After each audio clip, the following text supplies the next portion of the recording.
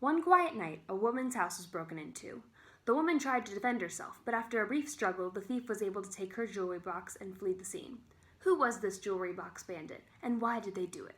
Find out tonight on Detective DNA. Do-do-do-do-do-do-do.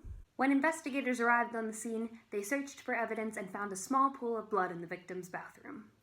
When I saw them come in, I tried to fend them off by myself, as I live alone. I was hurt in the fight, but they were limping as they left. I can't say for sure if the blood was mine or theirs. It could have been my ex-husband or my mother-in-law. They don't like me much.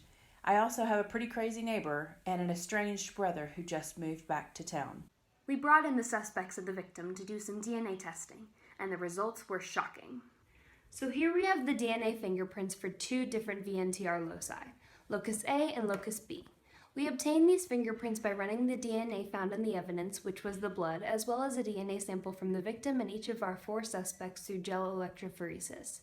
These marks show how many base pairs long the alleles are in each individual.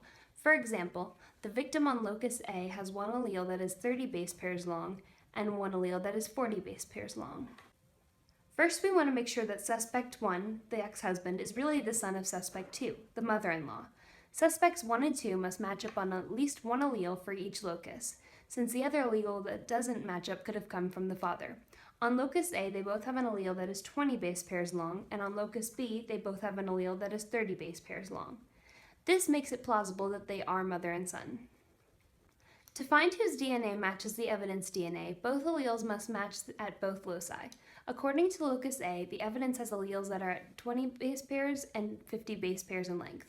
Suspects 2 and 4 both match these alleles for locus A. Because the victim, suspect 1, and suspect 3 do not match the evidence completely, we can rule them out. Looking at locus B, we can see that the evidence has alleles that are 10 and 30 base pairs long, as do suspects 2 and 3. Since suspect 3 was eliminated at locus A, however, we can conclude that the blood at the crime scene was left by suspect 2, the mother-in-law. With our case solved, the mother-in-law was sentenced to 30 years in prison. My son paid good money for that ring and I wanted it back. I did what I had to do.